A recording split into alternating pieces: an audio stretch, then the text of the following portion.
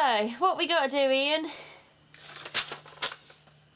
Got a big list. Oh my days. I wouldn't bother zooming in. So last week we introduced you to the list. It's the big list of all the jobs we've got to do on Seahorse. This week, I'm afraid it doesn't get any more exciting. There's still no sailing. In fact, from our point of view, it gets a whole lot worse. But, well, let me explain. Right there where it goes in the clutch, and I'm hoping if we can turn it round.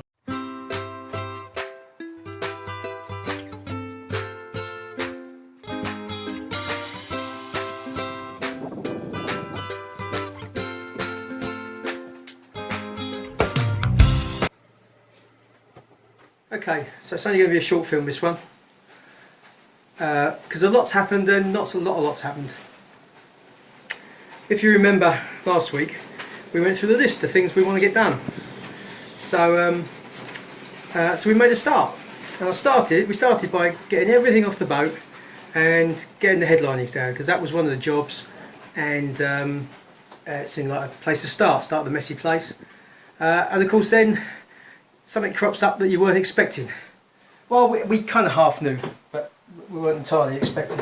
If you've seen our films before, you may remember that on these two front bulkheads, there's a bit of wood trim that goes around the top of the roof. There's one on each side, and this side, the one on this side, always used to be a different colour, as if someone in some point in the past has had a problem with it.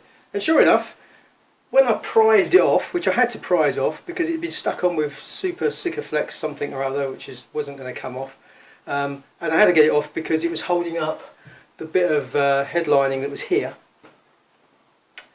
Sure enough, it's rotten, completely dry, crumbly, flaky, nothing to it.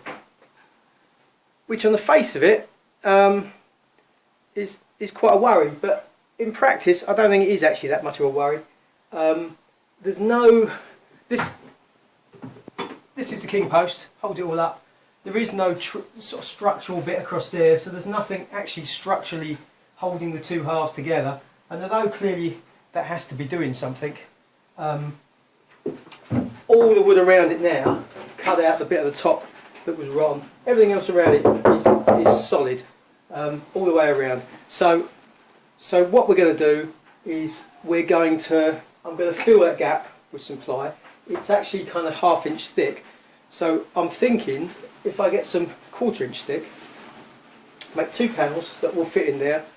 One will go straight into that gap, and then I'll rebait a 1/4 inch channel on the bottom there, so the second one gets a good join on the bottom here.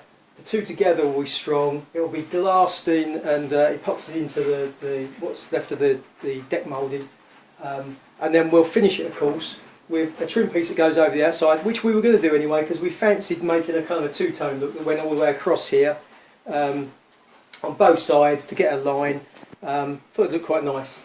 So we already kind of had that in mind. It's now just kind of forced upon us. But I think by the time all that's glued on, then this trim panel's put on the front, it'll be just as good as new and won't matter. So I'm not worried, but what's a real pain, of course, is I've got all these jobs that I want to get done, and this wasn't one of them. And I don't know if you can hear outside, but we've had 80 mile an hour, 90 mile an hour winds along the east coast or south coast this weekend,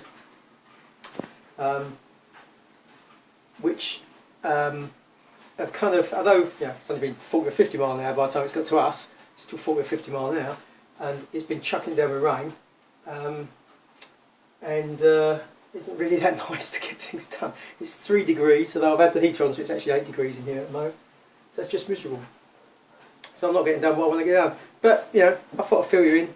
On the good news, part of the reason for getting the headline down, was to find the water leak, and I found it. Where is it? Oh, it's up here. Sliding coach roof, the garage it goes over the top of the coach roof, there's a screw sticking through here. It's just a self-tapper straight into the glass fibre. There's one on each side. It's got big splodges of silicone or something around it as if someone knows it's been a problem. And what's happened is the water wicks in through, the water pools on the